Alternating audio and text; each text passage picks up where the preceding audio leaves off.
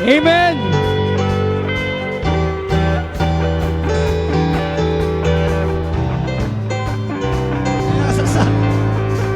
One more time. Sige po, pumalakpak ka sa Panginoon.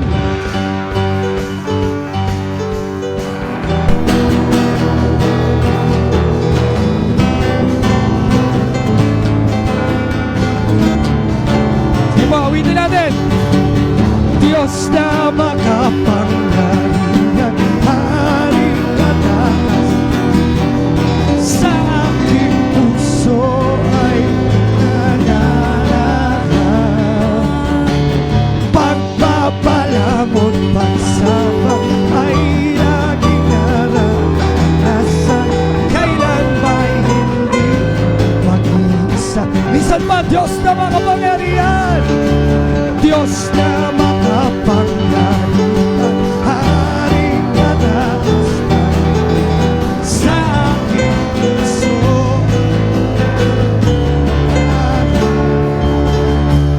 pagpapalamot.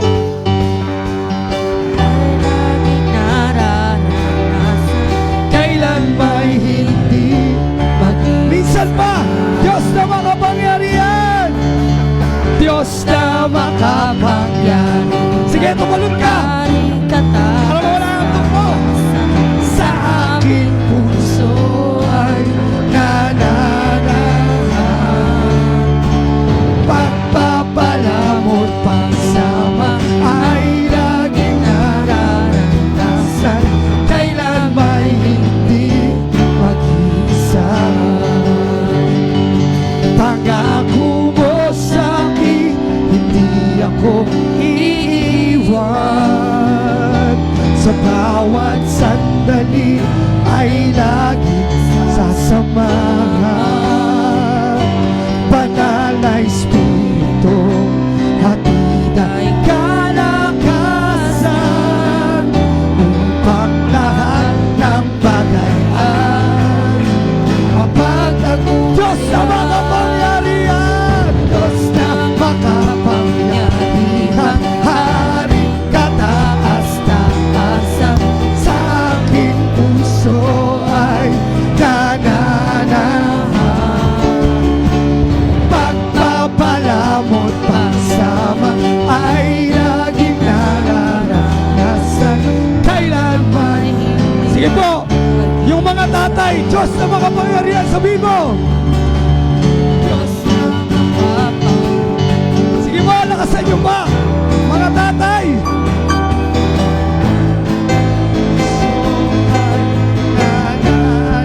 Yung mga nanay. Amen. Kailan ba'y hindi pangako mo sa'kin, pangako mo sa'kin, hindi ako yes Lord, thank you God. Sa bawat sandali ay laging sasamahan. Banal na Espiritu, hatid ay kalakasan, upang lahat ng bagay ay mapagtagumpayan. Diyos na makapangyarihan, Diyos na makapangyarihan. Come on, church. Sige po, hayaan mong marinig ang boses mo sa trono ng langit. Nananahan, pagpapalamot pagsama ay laging nararanasan, kailan ba'y hindi. Minsan pa, Diyos na makapangyarihan, Diyos na makapangyarihan. Come on. Haring kataas-taasan, sa aking puso ay nananahan. Pagpapalamot pagsama ay laging nararanasan, kailan ba'y hindi mag-isa. Pangako mo Diyos, pangako mo sa'kin, hindi ako Salamat Lord sa pagsama sa bawat laban ng aming buhay, Panginoon. Yes, Lord. You have been there every step of the way, oh God. Hatid ay kalakasan upang lahat ng bagay ay mapagtagumpayan. Pangako mo sa... Yes, with every hand lifted up to the Lord right now, just declare this. Sa bawat yes, isa yan sa mga pagpapasalamat mo sa Panginoon. Banal na Espiritu, hatid ang salamat, Lord. Woo! Upang lahat ng bagay mapabisan pa. Hallelujah. Pangako mo sa amin, hindi ako iiwan. Sa bawat sandali ay lagi sasamahan. Banal na Espiritu, hatid ang kalakasan upang lahat ng bagay ay mapagtagumpayan.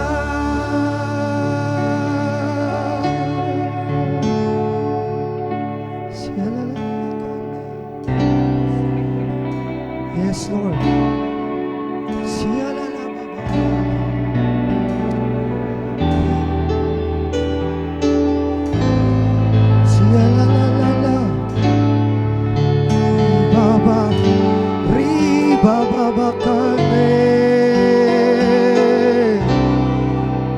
Salamat, O Diyos.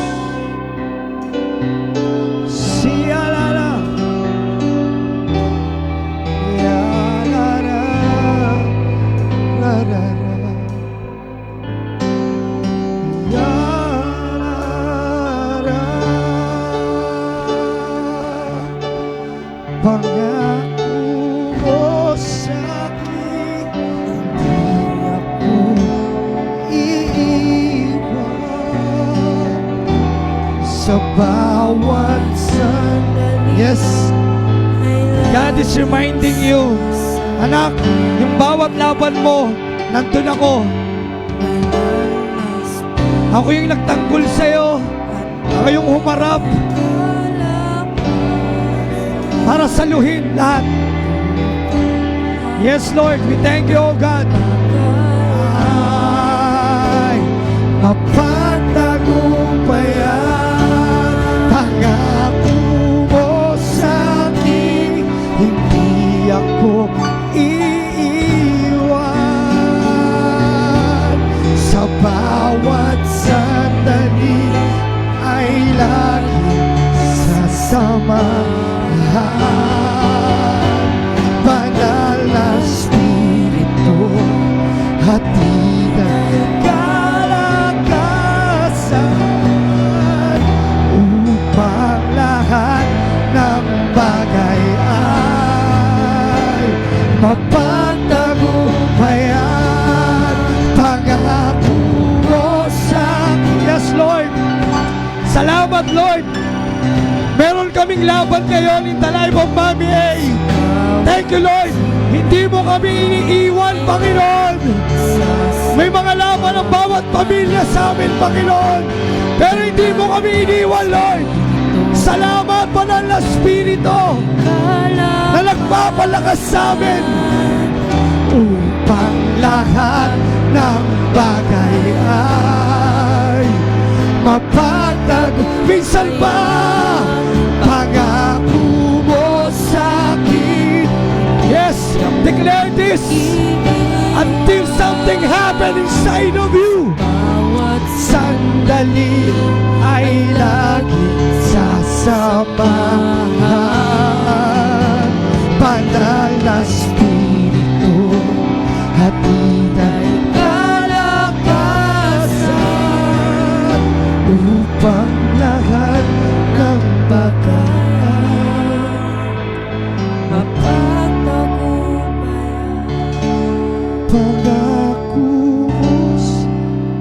Yes, Lord.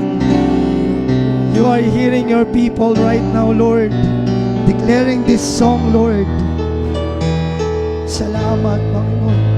You are always there. Thank you, Jesus. Sa aming pag-angat, naroon ka, Panginoon. Hatid ay yes, upang lahat ng bagay ay mapagpangako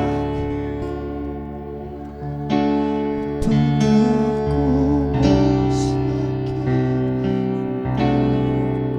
Maybe gusto mo nang gumibap, but the Lord speaking to you right now. Anak, hindi kita iiwan. Hindi kita pababayaan. Huwag kang magpatalo sa nararamdaman mo. Huwag kang magpatalo sa naiisip mo. Just trust me, says the Lord. Manampalataya ka lang, anak. I am doing something great right now in your life.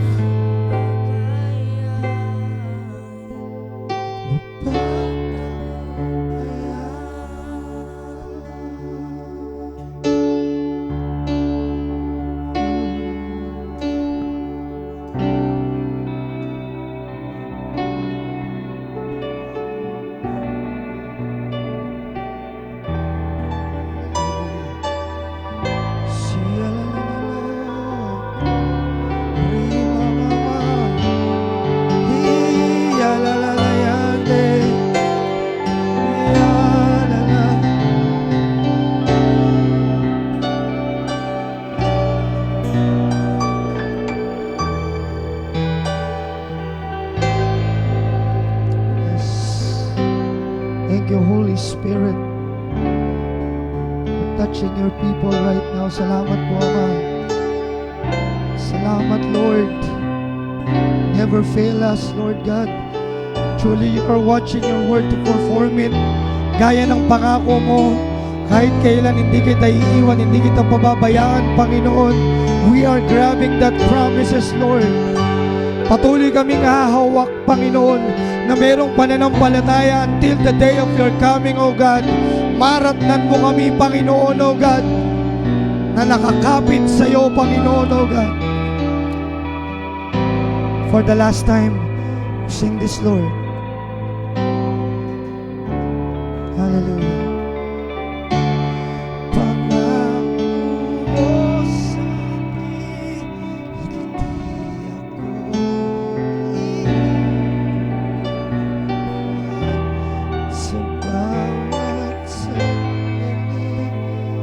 Ay laging sasama, banal na Espiritu, hatid ay upang lahat ng bagay ay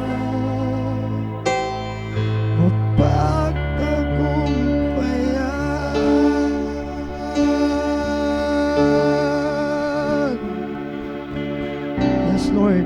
Thank you, O God. Thank you, Jesus, for your presence this afternoon. And once again, Father, Lord, we are declaring your presence once again being this place, Lord, na marinig namin muli ang iyong boses. May tama muli kami, Panginoon, O God. At muli, Lord, makonekta sa nais mo sa aming mga buhay. Salamat po, O Diyos. Pinupuri ka namin, niluluwalhati, dinadakila Ama sa pinakamataas, pinakamatamis mong pangalan. Amen.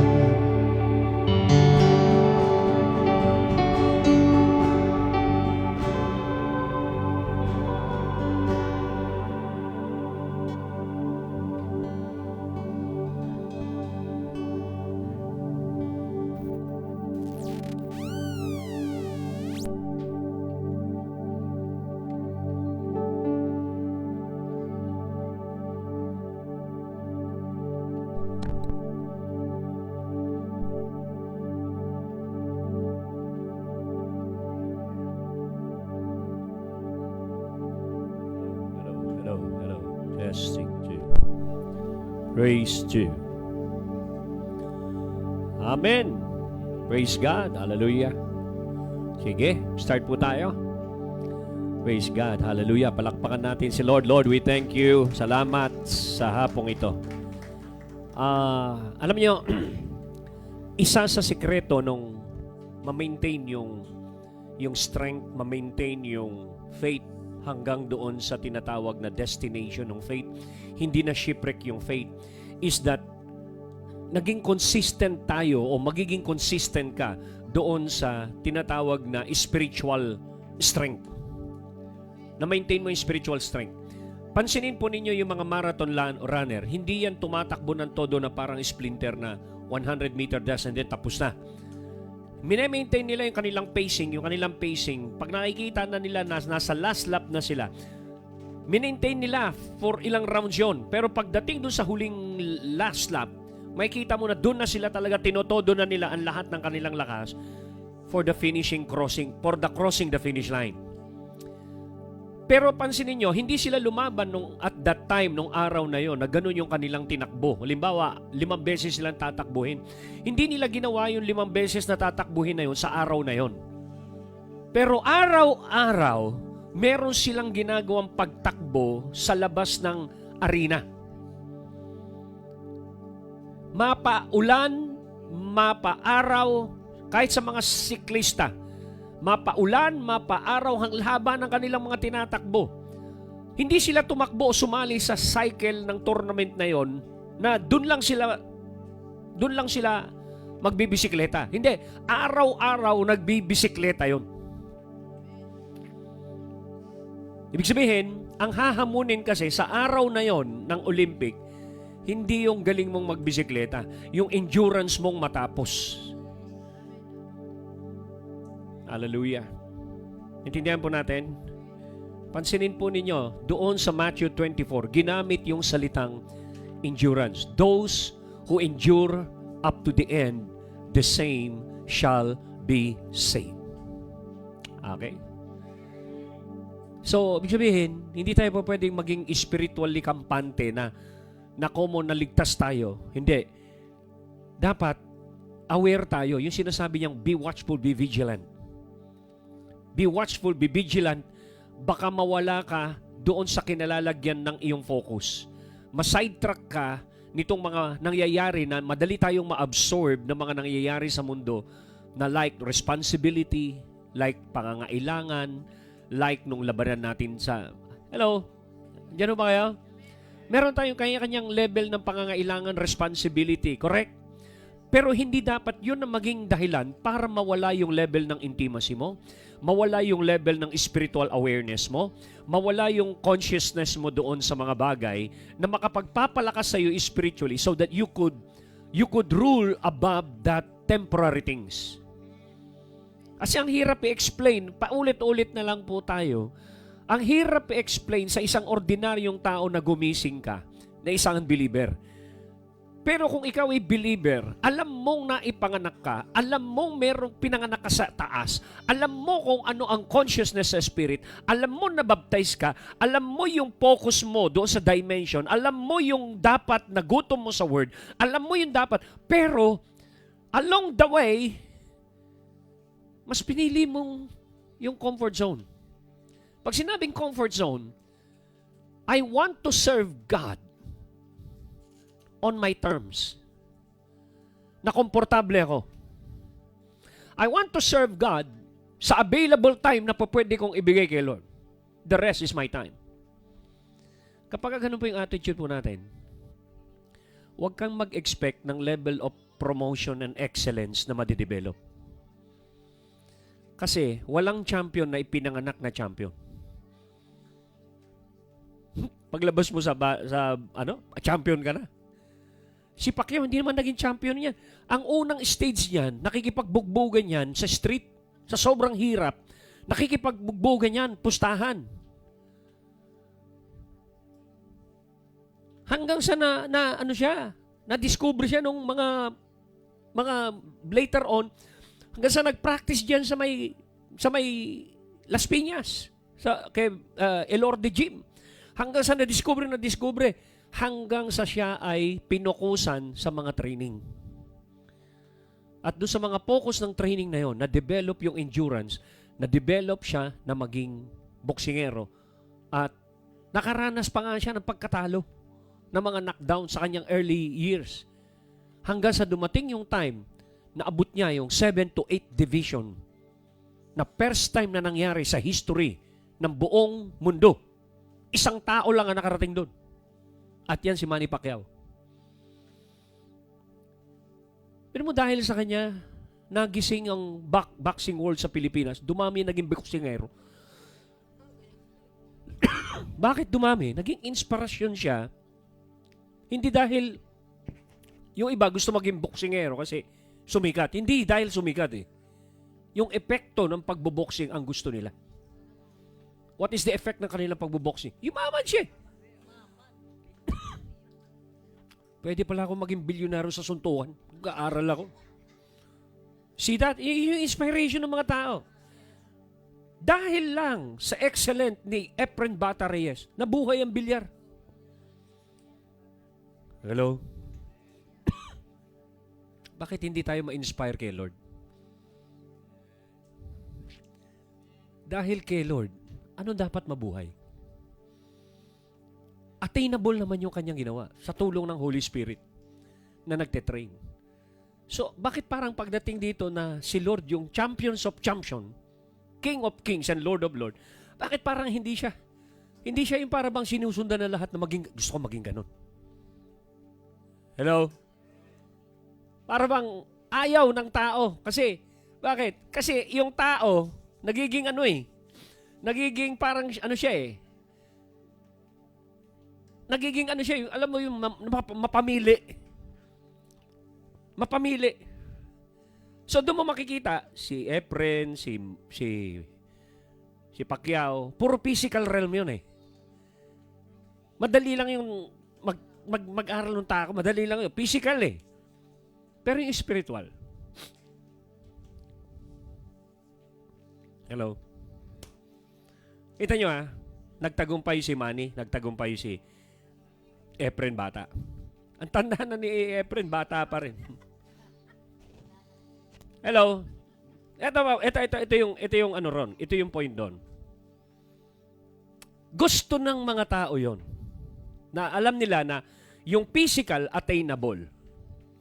Yung benefit nung kanilang mararating na gano'n na discipline, they can expect the same result. Sa spiritual, hindi ganun kadali, correct? Pero yung result, yung epekto, mas higit pa doon sa na-attain nila Efren. Yung mga nakuha nilang pinagpupuyatan, pinagsusuntukan, pang ano lang yun, pang mundo lang yun eh. Paano yung buhay na walang hanggan? Glory.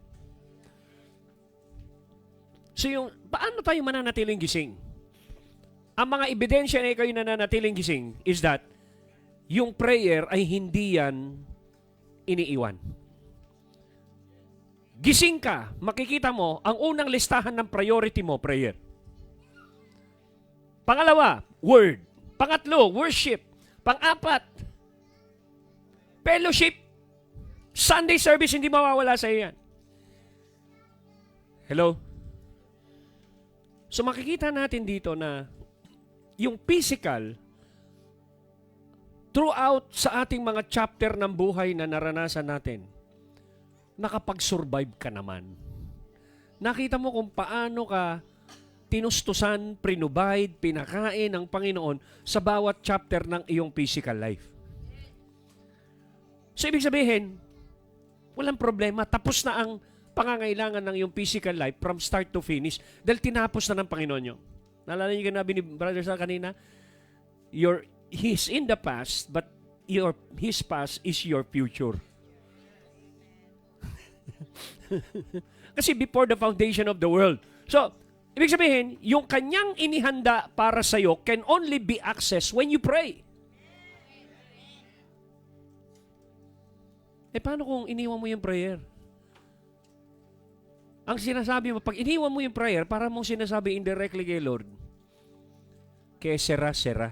Kung ano lang dumating, dumating. Hindi eh.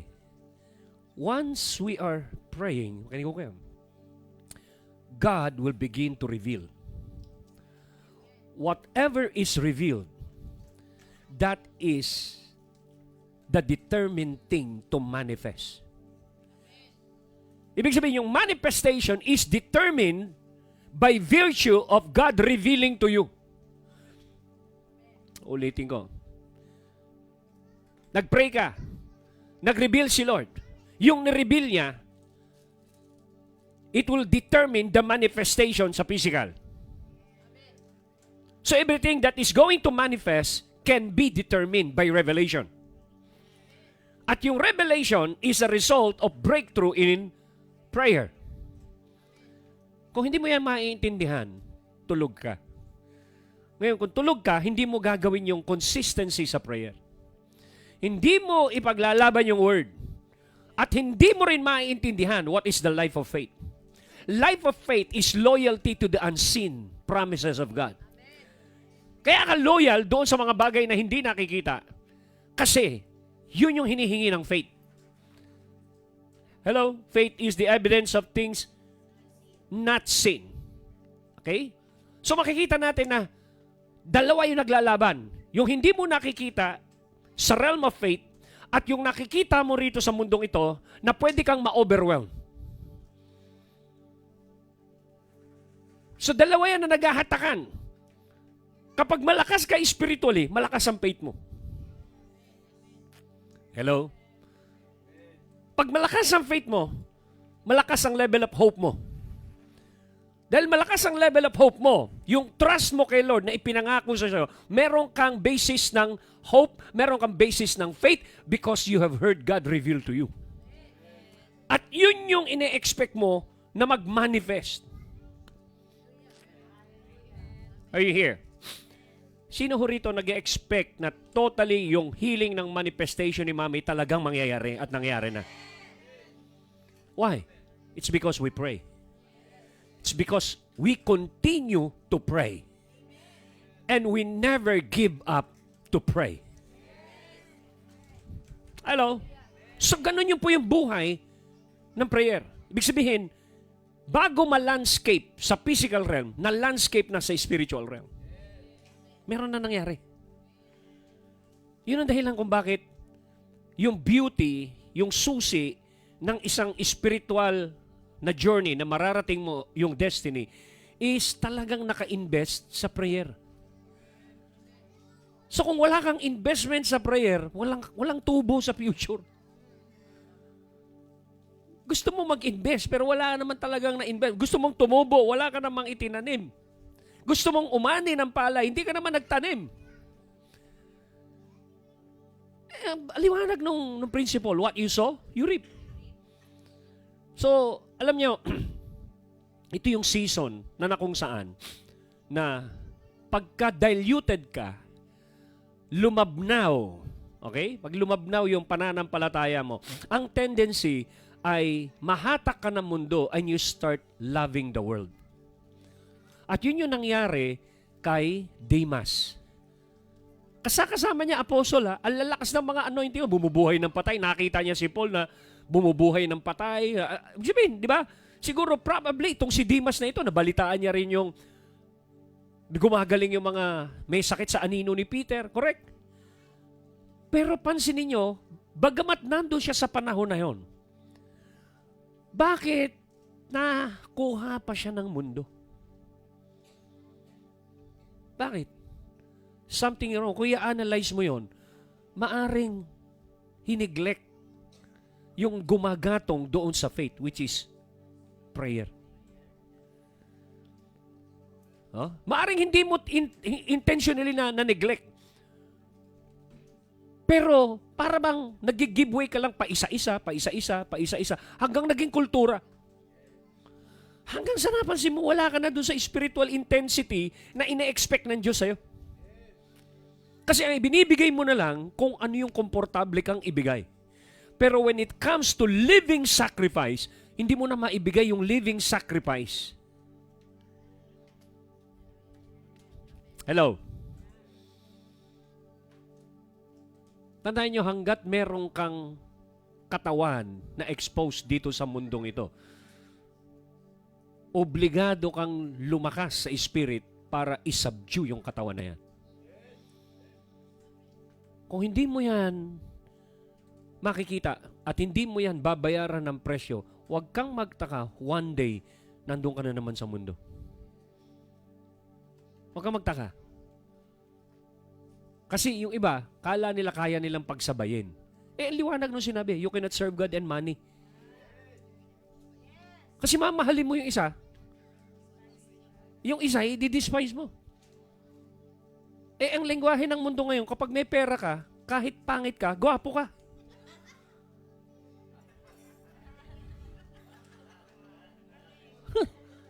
Pagka mapera ka, ang tingin sa'yo gwapo kahit hindi ka gano'ng kagwapuhan. Sino yan? Lalo lang, meron kang sports car na pumarada. Ang gwapo ng lalaki na yun.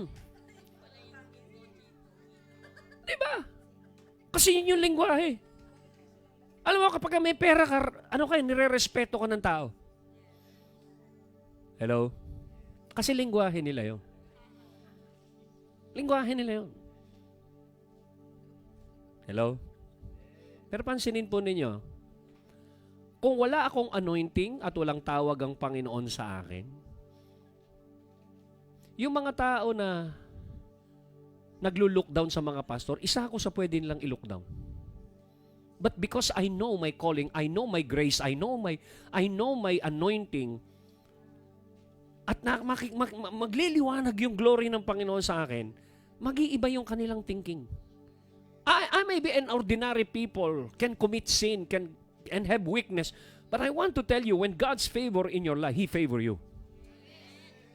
Kahit sino ka pa, kahit dininay mo, kahit si Peter ka na nag-deny kay Lord, alam ni Lord, ang dulo mo ay magpapagaling ka na may sakit sa pamagitan ng anino. Why? God called you, God trained you, God prepare you, God preserve you.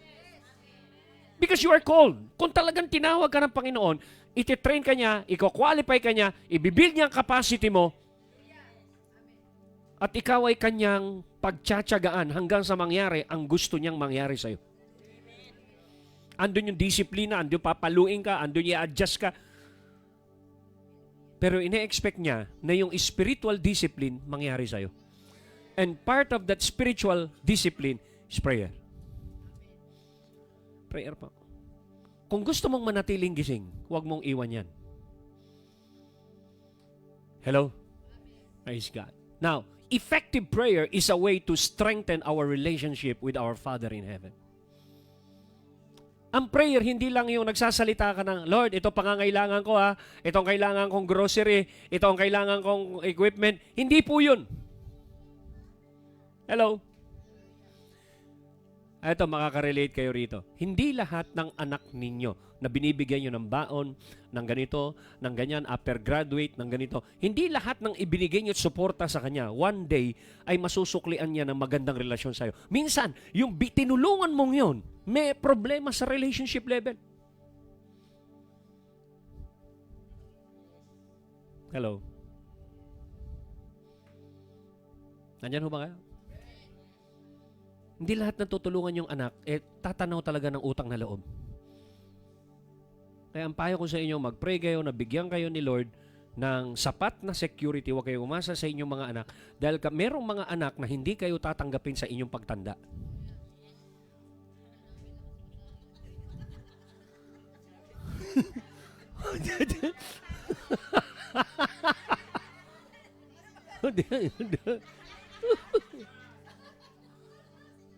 Alam nyo, may problema sa... Minsan kasi, tayo, no, we approach God. Minsan, ito yung minsan katotohanan pag nandun ka sa mababaw na level na relationship sa Panginoon, hindi mo siya kilala. We tend to approach God parate dahil sa meron tayong kailangan sa Kanya.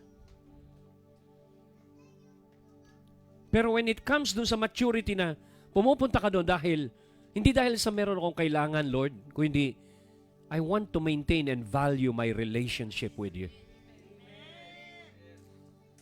Nung bata ka, lagi kang humingi sa nanay mo, ganito, ganyan. Wala nang ibang lapit sa'yo kung hindi manghingi ng pera. Hello? That's a problem. Kahit sa physical realm, problema yan. Lalapit lang yan kapag malala na yung kanilang, o kaya pagka wala nga silang pera, pero malala na yung problema nila, kailangan nila ng advice, saka lang nila maalala magulang nila. Hello? Diyan ba kayo? Minsan may mga magulang na nasa silence. Ito may mga magulang na pinatatahimik ng pera ng kanilang mga anak. Ano ibig sabihin nun? Como sila na yung breadwinner, ang tingin nila sa kanilang magulang, pabigat na lang. Kaya pag merong sinabi yung breadwinner na yon, ganun lang ng ganun yung magulang. Okay. Okay. Bakit? Kasi kung hindi ako mag-okay, sino magbabayad ng kuryente namin? Sino magbabayad ng pagkain namin? Sino Hello?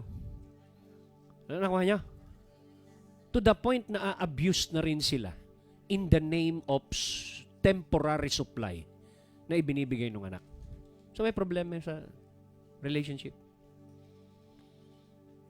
Minsan tayo ginagamit natin si Lord for personal use. Lord, tulungan mo akong magtagumpay sa aking karir, ha? Ginagamit mo si Lord sa iyong karir. Pero wala kang consistent sa prayer, sa worship, sa word, sa obedience. Wala kang consistent doon. Ngayon kapag malala na naman yung problema, pupunta ka na naman sa Kanya. So hindi ka talaga pumupunta for the sake of relationship. Yung na-miss mo siya, or yung gusto mo lang makipag-usap siya, o yung gusto mo siyang makilala pa, katulad ni Pablo, I want to know Him in the power of His resurrection. Gusto pa kitang makilala, Lord. Kaya kita mo, kahit mamatay si Pablo, kahit ikamamatay niya, gusto niyang makilala si Lord. Meron ba kayong ganong klaseng pananaw? Kahit mamatay ako, kahit mapugutan ako ng ulo, basta makilala ko lang siya. Hindi baliktad tayo Pupunta tayo sa Kanya para gatungan yung comfort zone natin.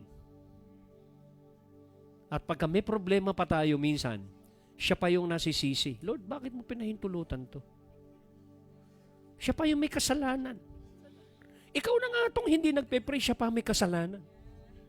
Ikaw na nga itong hindi mo hinahawakan yung pangako, siya pa ang may kasalanan. O, buti nagsalita ka. Uunahan kita. Hallelujah. Sino na naunawaan ito? Nakikita ho ninyo to? Ha? O kayo dyan, kayong nasa gilid dyan, naintindihan nyo? Kayong apat, naintindihan nyo? Kasi baka makatulog pag di kayo nag-respond.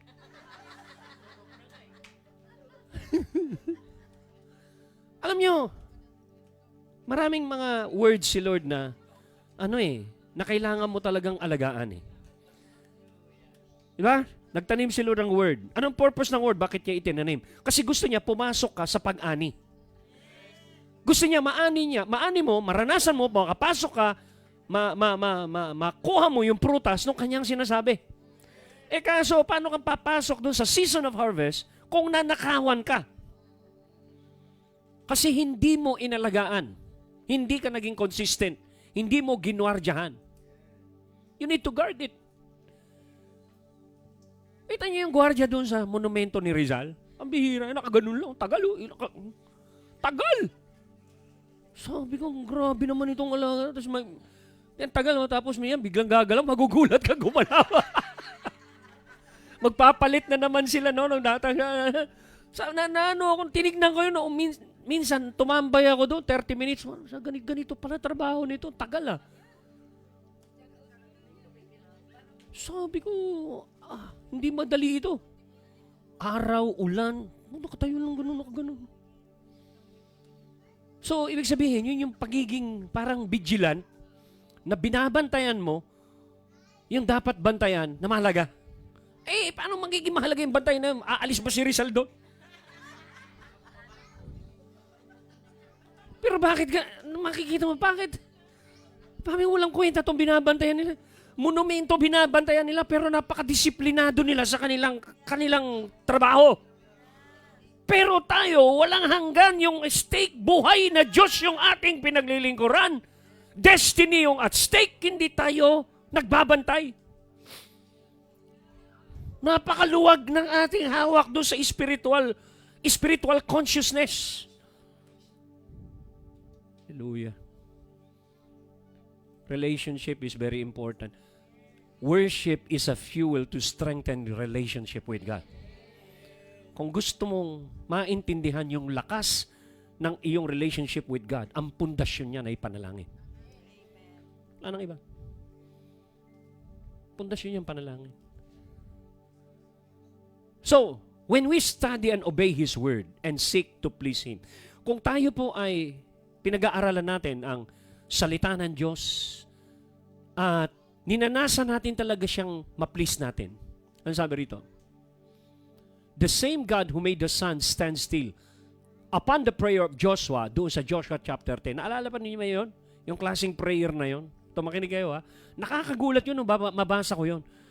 Pero si Lord, ang inuutosan, hangin, dagat, di ba? Kay Joshua, ibang klase, araw ang inutusan. Sabi ko, kamangha-mangha naman ito. Tapos ang nakalagay doon, wala nang ibang makakagawa pa noon na ang Diyos ay duminig sa panalangin ng isang tao to the point na yung araw na ito ay napahintong lumubog for 30 minutes. Hallelujah. Ang Diyos lang ang ang pwedeng gumalaw di ba? Ibig sabihin yung imposibleng ganon, kaya palang pagalawin ng prayer.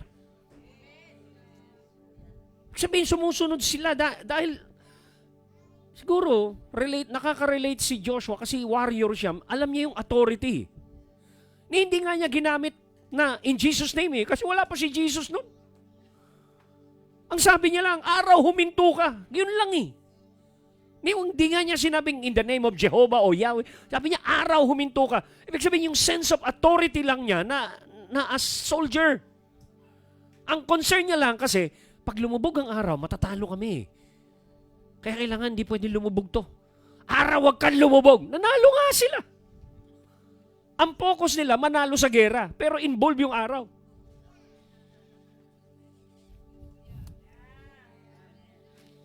At dahil doon, yung pabor na punta sa kanila, bakit? May nangahas na isang tao, kinamit ang kanyang relationship kay Lord, inutusan ng araw. Ano yung meron siya? Relationship kay Lord. Kaya nga yung relationship na yan ang dapat nating ingatan. Lalakas lang ang relationship mo, it is fueled by prayer.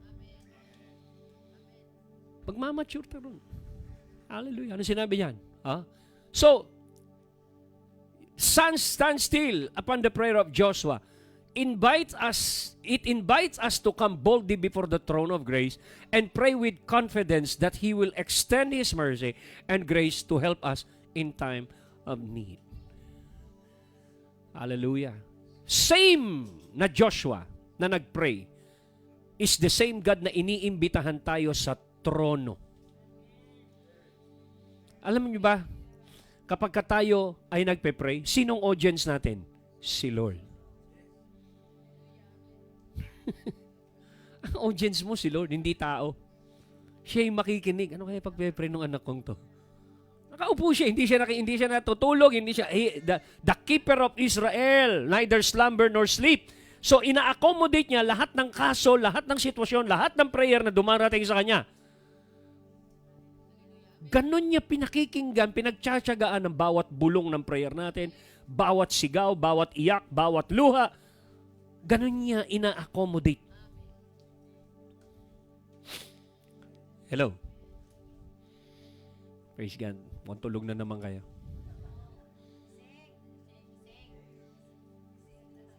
Kasi, eto, pagkagising ka, isa sa sign na gising ka, you don't mind sacrifices being demanded of you. Kasi gising ka Bilang ina, gising ka bilang ina. You know your responsibility Dahil ina ako, kailangan kong gumising ng umaga, maganda ng ganito. Hindi mo kine-question kahit na alam mo na kulang ka sa tulog. You don't mind sacrifices. Bakit? Kasi ikaw ay gising na responsableng ina. Kung ikaw ay gising na responsableng anak ng Diyos, yung dinidiman ng prayer sa'yo, kahit alam mong pagod ka, hindi pa pwedeng hindi ka makipag-usap sa ating Ama for the sake of relationship. Kahit 20 minutes lang yan, kahit 30 minutes lang yan, pero consistent ka araw-araw, hindi mo pwedeng ipagpalit yun. Dahil alam mo kung ano ang resulta ng iyong prayer. Hello? Hallelujah. Hebrew 4:16. Bakit tayo pinalalapit? Let us then fearlessly and confidently, boldly draw near to the throne of grace. Ever say, come with confidence. Ano ba ang pundasyon ng confidence mo sa buhay? Bakit meron kang para bang pag-asa na hindi namamatay? Na lumalaban ka sa buhay na ito, alam mo namang limitado ka, alam mong simpleng nanay ka lang, and yet, if you review your whole life, saan mo kinuha yung lakas mo? Saan mo kinuha yung idea mo? Saan mo kinuha yung para maitaguyod mo ang iyong pamilya? Saan? May patotoo sila, Franz, oh. Kung babalikan ko itong si Franz, kung nag-quit na to, gusto na umuwi ng Bicol. Sino yung dala-dala mo at that time? Si Daniel? Si Daniel, siya yung bunso, di ba? Sabi niya, Pastor, uwi na ako. Hawak-hawak yung Bible. Uwi na ako, Pastor. Witness si Mayo. Si May, di ba? Tapos ngayon, 17 years old. Just ibig sabihin, 17 years ago, gusto mo na mag-quit.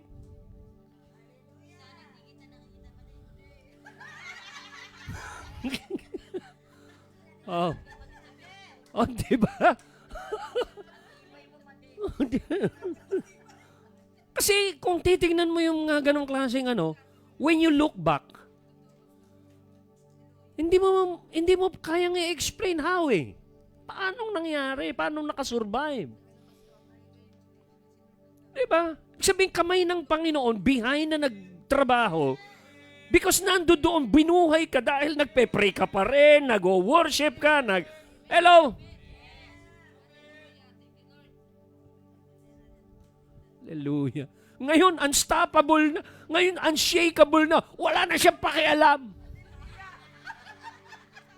Ang daming bumubulong sa kanya. Wala na yan. Wala na. Pakialam. Hello? Praise God. Darating yung time na because of your relationship with God, nagtuloy-tuloy ka lang, hindi mo napansin, the very situation that tried to pull you down had pulled you up. The very situation that tried to destroy you has built you up. Hallelujah. So makikita po natin na dahil doon sa prayer na yun, lagi tayong pinapupunta, ini-invite tayo. Halika, huwag kang matakot. Come boldly, confidently, fearlessly. Saan? Sa trono. Bakit? Bakit sa trono? Kasi once na meron kang koneksyon sa trono, pag na-impluensya mo yung nakaupo sa trono, hallelujah, mapapakinabangan mo ang sasabihin ng nakaupo sa trono. Kaya kapag na-settle natin to sa trono, sa pamagitan ng prayer, sabi niya, so then let us go. Let us receive unmerited favor to us sinner, that we may receive mercy for our failures and find grace to help in good time for every need. Find grace and help in good time for every need. Appropriate help and well-timed help coming just when we need it. So nasan daw yun? Saan daw makakukuha yun?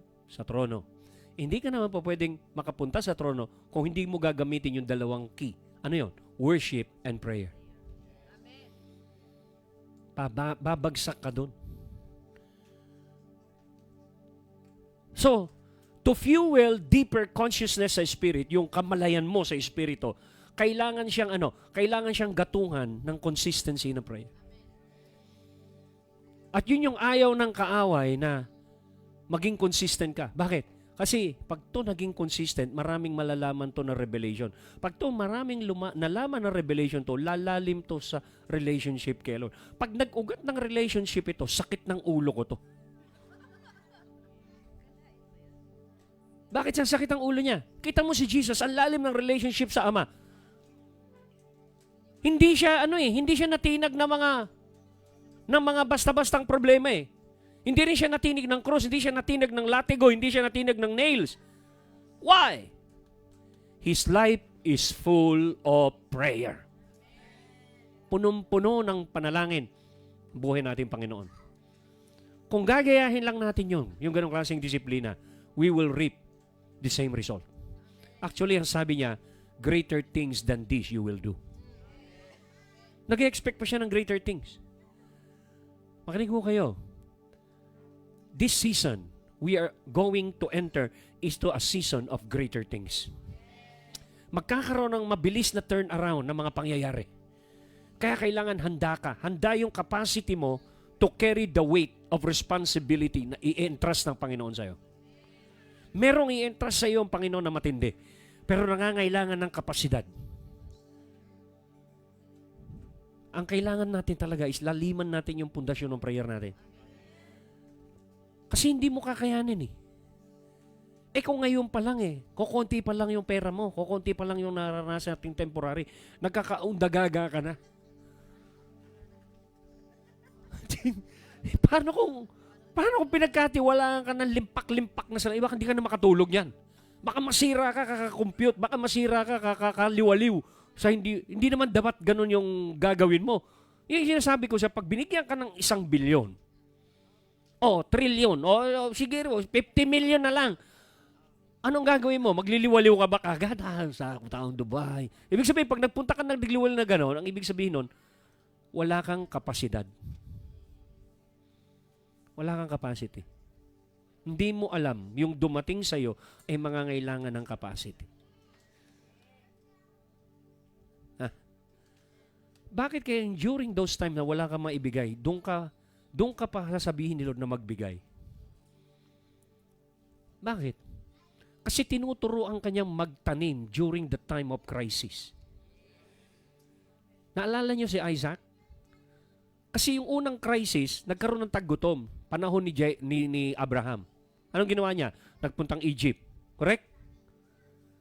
Tapos umikot na naman, nagkaroon na siya ng anak. Di ba? Si Isaac. Nagkaroon uli ng famine. Sabi ni Isaac, I will go down to Egypt. Nirebuke siya ni Lord. Sabi niya, ginawa na ng tatay mo yan. Mag-stay ka dyan sa Gerar. Magtanim ka during time ng famine. Nagtanim. Nagpaulan si Lord. Tumubo siya ng 100-fold. During time ng crisis. Pero sa ating mga normal mga tao, pag walang spirituality, pagdating ng crisis, ang gusto mo dapat makatanggap ka. Sa kingdom, pagdating ng crisis, magtanim ka. Baliktad. Kasi iba yung economy ng kingdom. Correct. Di ba? Si Elijah, pinadala ng famine doon sa woman of Sarephat, huling hapunan na yon, makikiamot ka pa. Hindi. Ang goal ng Panginoon doon, hindi para kunin yung hapunan ng babae. Ang goal ni Lord doon, para i-multiply yung kanyang arena. That's the principle of the kingdom. Pero kung hindi ka gising, inutusan ka ni Lord, dahil hindi ka gising, di mo naintindihan, foolish ka rin, ignorant ka rin sa areang yon. Instead na ma-multiply, we need hold mo. Sinong talo? Sisisihin mo si Lord. Lord, ba't pinayagan mo to sa akin? Inutusan kitang magtanim para mag-harvest ka eh. Kinain mo yung binhi mo, tinuka mo yung binhi mo. Hindi naman tinapay yun. Hello?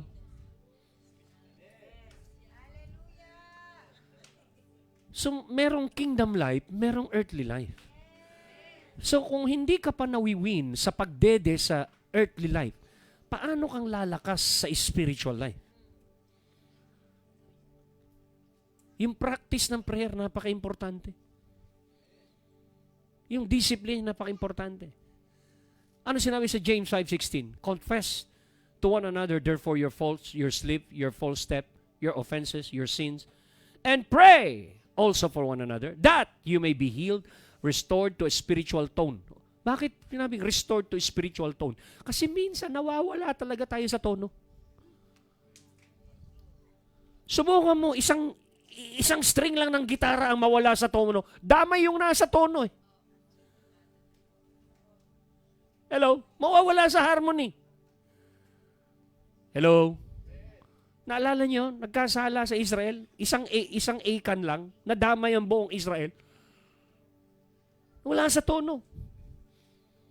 So kung gusto nating parating naka-tune in doon sa bulletin ng heaven at deklarasyon ng langit, dapat naka-tune in tayo. Sabi niya, pansinin niyo.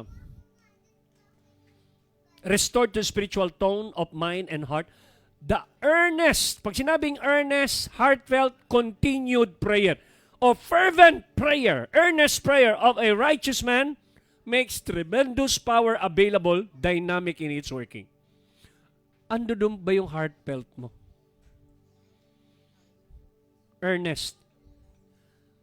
Sabihin po natin lahat, fervent. Pag sinabing fervent, nakaano na kayo ng takore? Pag kayong yung takore, kumulo at pumito, yun yung fervent prayer. Yung iba nagpe-pray, maligamgam pa lang, kinuha na. So, magtataka ka, nung nilagyan mo ng coffee mate, lahat yun nakalutang. Walang... Kasi you offered it half-cooked. Ayaw ni Lord ng half-cooked, gusto niya kumukulo. Pumipito. Hallelujah. Eto, makinig kayo. Bakit ganun katindi ang kulo ng prayer ng Book of Acts? Panahon ni Peter ay nakulong. Kasi natroma sila, napugutan ng ulo si James eh. Tapos ang isusunod nila si Peter. So anong klaseng prayer yung kanilang prayer? Fervent. Kumukulo. Yung evaporation ng prayer nyo, napunta na sa trono. Nagpababa si Lord ng anghel. Hanggang sa kumakatok na yung pinagpe-pray nila. Nadatnan nga sila, nagpe-pray pa rin eh. Kung mame-maintain natin yon as a church, sa ating buhay, I'm telling you, we will invade territories and Rizal. At dahil doon, magiging gasolinahan ito ng anointing, maraming tao pupunta rito. Makinig kayo, not necessarily na magiging member natin. Pero sila ipupunta rito para sumahod ng gasolina, ng prayer. Mag-i-stay sila rito, maaaring magpunta rito ng 3 buwan, 2 buwan lang. Pag malakas na sila, aalis na sila para trabahuhin yung dapat na trabahuhin. Meron mga pastor na pupunta rito, maglilinger rito, magre-recharge, makakakita ng mataas na standard, maiengganyo silang mag-fasting kasi nakita nila, gusto kong dalhin to sa aking church. Nakita niyo ba yung epekto na gano'n? Na magiging gasolinahan tayo? So yung impact natin, lalaki yun. Lalawak.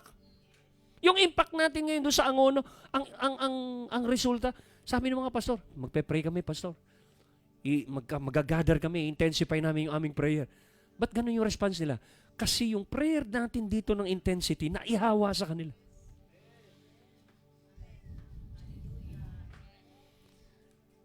Hallelujah. Sabihin mo sa yung katabi, trabahuin natin to.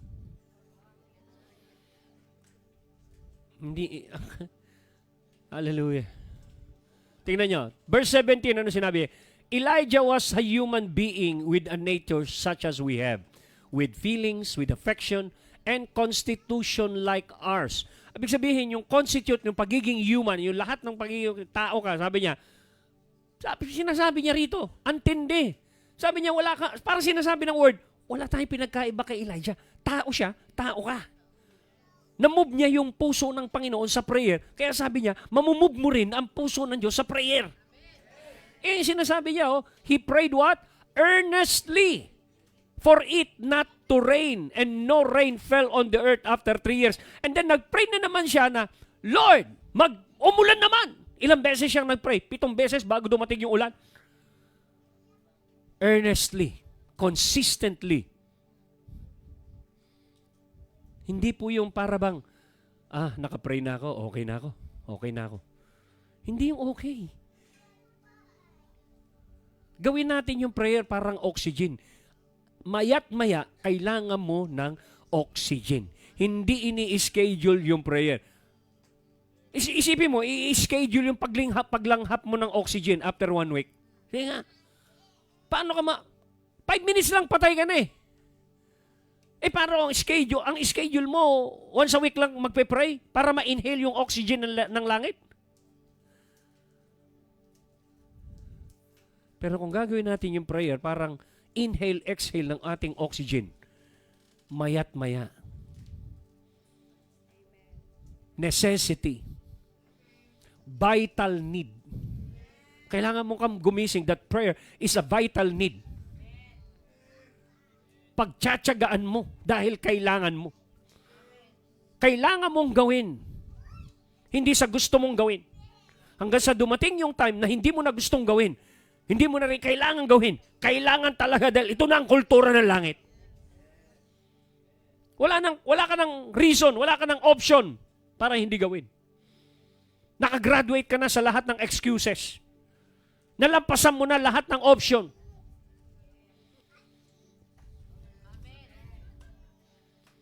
So, much of our prayer is not effectively. Why? Simply because it's not fervent. Bakit hindi effective yung prayer? Kasi hindi fervent. Why? It is offered with lukewarm attitude that virtually asks God to care about something that we care a little about. Isipin mo, meron kang ino-offer kay Lord. Ino-offer mo ng merong attitude of lukewarmness. Sa palagay mo, makikilos mo si Lord? Kikilos kaya si Lord sa ganon? Sabi niya, hindi ko nga makita yung apoy ng pakikipaglaban mo. Bakit ako kikilos? Maligamgam yung pinaglalaban mo. Walang kwenta sa tingin mo. Walang kwenta yung pinaglalaban mo. Hindi ka ganun ka-fervent. It was offered with lukewarm attitude that virtually asked God to take care about something that we care a little about. Gusto mong kumilos na matindi si Lord? Pagkatapos ang prayer mo, napakalamig. Kaya nga minsan tinutulungan ka ni Lord sa isang sitwasyon para ma-ignite yung mas mainit pa na prayer. Kasi meron ka ng dahilan para magmainit sa prayer.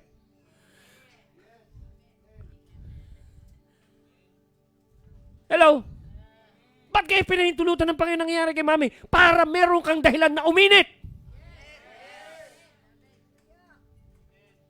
At kapag ka na-establish na yung muscle ng init mo, huwag kang titigil na patuloy na magmainit. Para hindi ka na bumalik sa pagkalamig. Hello? Kaya sabi ko sa inyo noon, sige, darating si Mami, fully healed. Darating, magre-rejoice tayo, magse-celebrate tayo. Magkakaroon tayo ng kainan dito. Pagkatapos nun, hindi na tayo magpe-pray, wala na, tapos na. Dahil wala na tayong pinaglalaban.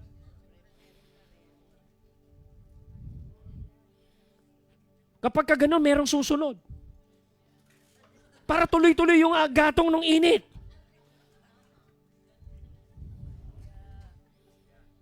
Ganyan ba kayo?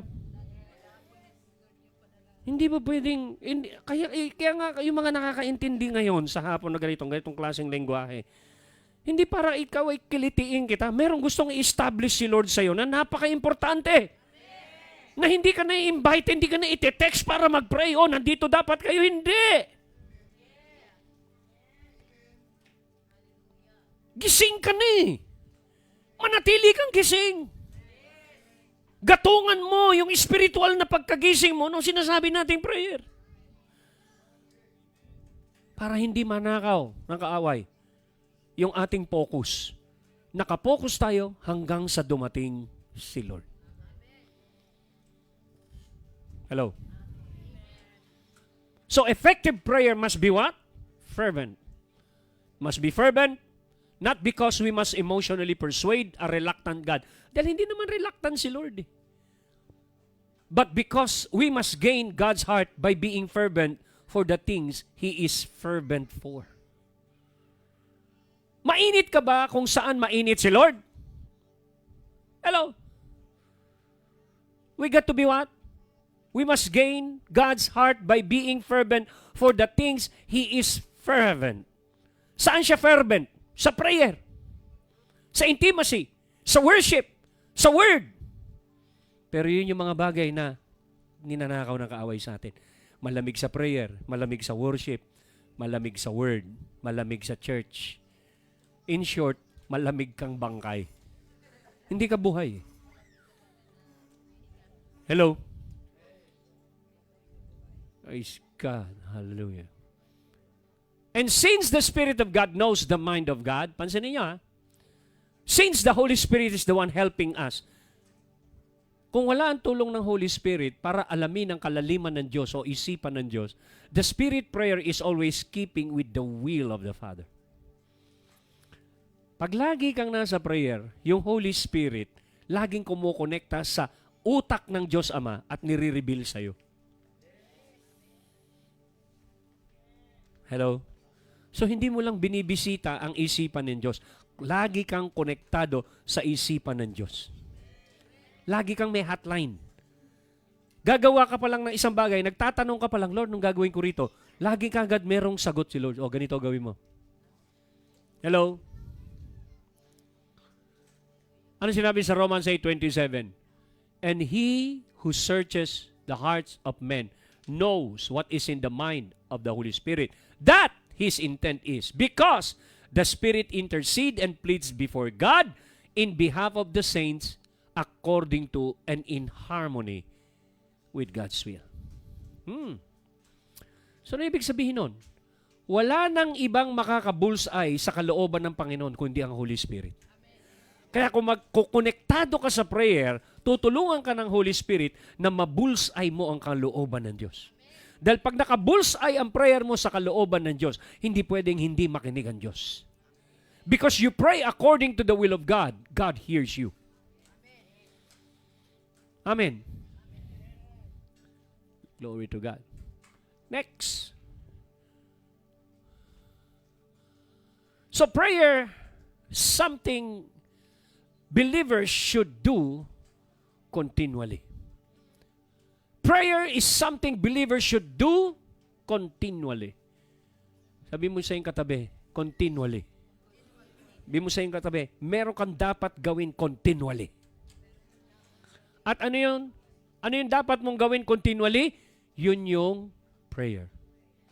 Hindi lang prayer, your devotion, yung word, yung intimacy, yung worship, continually. At paminsan-minsan, within a week or 2 weeks, meron kang sundot na fasting.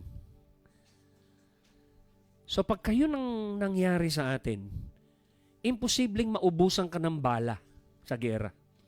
Laging may nakakasang word of God sa iyong puso, sa iyong bibig, sa bawat sitwasyon, sa bawat labanan. Di ba? Kita niyo si David. Si David, lagi siyang nakikipag-intimacy kay Lord kahit nag-aalaga siya ng tupa. Correct? Pansinin niyo nung naharap niya na si Goliath. Ang lupit nung lumabas sa kanyang bala. Sa word pa lang na lumabas sa kanyang bibig, pugot. Wala nang ulo si Goliath. Sabi niya ngayong araw na ito, papugutan kita ng ulo. Biro mo ganun yung mga word. Saan ka makakakita ng ganun? Slingshot lang, pupugot ng ulo. Paano mapugot ng ulo yung slingshot? So, anong pumugot sa ulo ni Goliath? Yung word na lumabas sa kanya. Ganong ka-powerful yung naikasa sa kanya. Saan niya nakuha yun? Sa kanyang intimacy. Kaya kapag punong-puno ng word, maraming bala sa espiritu mo. I'm telling you, hindi po pwedeng manaig si Goliath sa buhay mo. Oo, may Goliath, pero hindi ka takot kasi alam mo kung paano patayin. Meron tayong mga hamon sa buhay, pero alam natin paano mag-pray. Hallelujah. So, bakit? So paano yung prayer continually? Ang sabi ni Lord, wag daw paulit-ulit. Pero magkaiba yung continually sa paulit-ulit. Ang continually, progressive yun. Meron kang nire-remind kay Lord. Lord, ay, hindi mo siya binibitawan. Di ba? Lord, alam mo na. Ganun ba? Kasi meron ka relasyon. Lord, di ba sinabi mo sa salita mo, di ba? Lord! Paggising mo, pagpunta mo, bago ka matulog, alam mo yun, Lord! Pray unceasingly. Pray without ceasing. Being unceasing in prayer is praying perseveringly. Ano pa yung nangyari sa Luke 18? Bakit niya sinabi yung Luke 18 prayer? Naalala niyo yung widow? Ang introduction niya ganon. Also, Jesus told them a parable to the effect that they ought always to pray and not to turn coward, faint, lose heart, and give up. Bakit ang mga ginamit doon na word coward? Pwede kang mag-faint, manlupaypay, mawala ang puso, and in the end, gumive up. Hello? Sino rito minsan na gano'n? Sa sobrang tagal ng pag-aantay, pray siya, dumating yung time, nakukumbinsi na siya unti-unti. Hinto ko na lang, wala namang nangyayari. Hello? Hello, andyan ba kayo? Kapag meron ka pang ganong klaseng lengguwahe, hinto ko naman, walang nangyayari. Isa lang ibig sabihin nun, you never yet develop maturity in prayer. Kasi kung nanalangin ka 3 years ago, sumagot ang Diyos, hindi ba sasagot ang Diyos sa'yo after 4 years? Bakit pinakinggan mo yung whisper ng kaaway na tigil ko na yung prayer, walang nangyayari? Wala ka bang record ng mga answered prayer para i-entertain mo yung kasinungalingan ng kaaway na yun na tumigil na? Wala ka bang record na napakinggan ka ng Diyos? O napakinggan ka pala, bakit ka titigil? Sinong nagkumbinsi sa'yo na gumive up na? Sinong nagkumbinsi sa'yo na wag na pumunta rito sa prayer meeting? Anong mga dahilan? Bakit hindi ka nakapunta? You should overcome that excuses. I said you should overcome that excuses. Hello? Ano? Pray na tayo? Gising na? Kailangan natin maintindihan to. Alam niyo, si Lord naintindihan ka. Kung mga disipulo nga niya nagmo-model na nga si Lord ng prayer sa Gethsemane, nakatulog pa So, imposibleng hindi mangyari sa ating panahon. Katabi niya nila si Jesus, nagmo-model na nga ng prayer, nakatulog pa. Ngayon pa, hindi mo makita physically si Lord, hindi ka makakatulog. Sa dami ng mga sidetrack, sa dami ng mga distraction sa mundo, hindi ka makakatulog. Number 1 na yung social media. Hindi. Totoo, konti lang yung oras natin, marami tayong responsibility. Pero magbantay ka. Panatiliin mo yung makakapag-fuel sa'yo, makapagpapagasolina sa'yo ng iyong spiritual life. Manatili kang gising spiritually, alerto. Baka mamaya tumunog yung trumpet, di mo narinig. Rapture na pala. Tataka ka. Pagdating mo rito ng Sunday, tatatlo na lang sila. Bakit? Alas 10 na, patatlo lang tayo. Tapos another Sunday, akala, wala na pala sila. Hallelujah. Hello? Kasi nadatnan kang tulog. Praise God. Hallelujah. Then saka mo marirealize, pinagmumura mo yung trabaho mo. Sinisisi mo yung trabaho mo. Ba't hindi mo sinisi yun nung bago mag-rapture? Hallelujah. Kita ko niyo paano tayo dayain ng mundo? Hindi masama yung trabaho natin, hindi masama yung pagkita ng pera, not to the point na ikaw ay makatulog spiritually. Bantayan natin. Kaya nga sabi rito, magbantayan tayo. Sabihin, magpaalalahanan tayo. Text natin yung mga hindi na umaattend. Brad, baka nagre-relax ka na. Brad, Baka bumubulong na si Satanas sa'yo. Hello? Praise God. Hello? Kasi pwede kang bakit ka gumib up? Sinong bumulong sa'yo? Ang tinuro ni Lord, wag gumib up. Tapos gumib up ka. So meron kang pinakinggan na boses na nagpag-give up sa'yo. Ha? Ang tinuturo niya, wag mag-give up, wag ma-lose heart, wag manlupaypay. Ang nangyari, nanlupaypay ka, na-lose yung heart mo, gumib up ka, kanino ka nakinig? Hallelujah. Praise God. Amen. Hallelujah. Ano sinabi sa Isaiah 62, verse 6, as we close? Hindi ako mag-preach sa mahaba, maikli lang to. Para lang magising tayo at mapaalalahanan. Sa prayer, na-exercise natin yung mga pangako ng Diyos na pinapaalala sa atin. Ano sinabi diyan? I have set watchman upon your walls, O Jerusalem. Palitan mo yung Jerusalem ng pangalan mo o pangalan ng worship the King, who will never hold their peace day or night. Sabihin, matindi yung binayad na presyo sa pagpe-pray. Day and night na, hindi lang night. No? You who are His servant and by your prayers, put the Lord in remembrance of His promises. Day and night mong pinapaalalahanan si Lord ng Kanyang pangako. At hindi ka tumitigil hanggang sa sinabi, and give Him no rest. Ano ibig sabihin, give Him no rest? Huwag mo siyang bigyan ng rest. Ibig sabihin, huwag mo siyang bigyan ng patlang na hindi niya maririnig yung prayer mo. Ibig sabihin, habang nagpe-pray ka, kumikilos yung kamay niya. Kumikilos yung kamay niya. Pag huminto ka mag-pray, titigil yung kamay niya. Yun yung rest. Hello? Mas masarap mag-usap tayo ni Lord doon. Alam mo anak, tuwa ako sa'yo. Bakit Lord? Hindi mo ako pinagpahinga. Ibig sabihin, pinakilos mo siya buong buhay mo, kape-pray mo. Hindi yung sasabihin niya sa'yo, alam mo anak, nabore ako sa buhay mo. Bakit? Nakaupo lang siya. Bakit Lord? Hindi ka nag-pray. Wala akong trinabaho na pwede kong gawin sa'yo. Hello? Yan ba kayo? Sabi niya, and give Him no rest until, every say until. Until what? Until something established on the earth. Until something manifests in your life. Until some miracle happen in your life, in your family. Until your family is saved, your children is saved. Don't stop praying until something powerful happen. You don't stop. We maximize prayer. Hello? Hanggang sa merong gawin si Lord. Hanggang sa di tumigil ang church, earnestly nagpray for Peter. Hanggang sa kumakatok na si Peter sa pinto.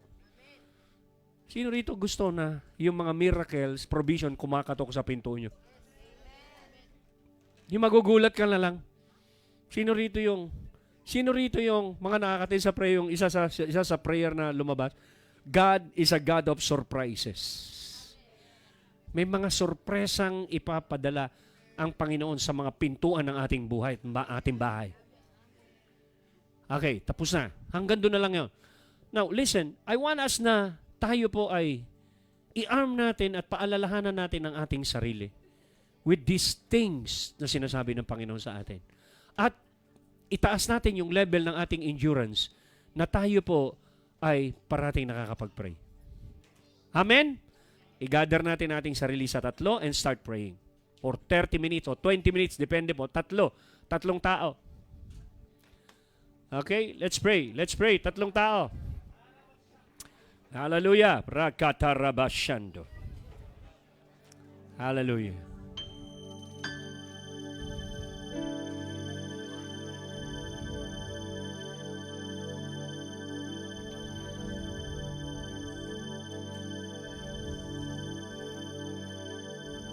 Yes. Yes, Lord. Yes, oh God. Barakataria. Start praying in the Spirit right now. I pray for the spirit of joy, the spirit of peace, the spirit of power, the energy and the anointing, oh God. Right now, in the name of Jesus, increase the desire for our prayer. Increase, oh God. Increase the desire and the hunger to pray. In the name of Jesus, let us exercise our authority, our access to the throne. Hallelujah. The audience of God. Oh, hallelujah, Lord. Brakatarababakatarya lababashaka.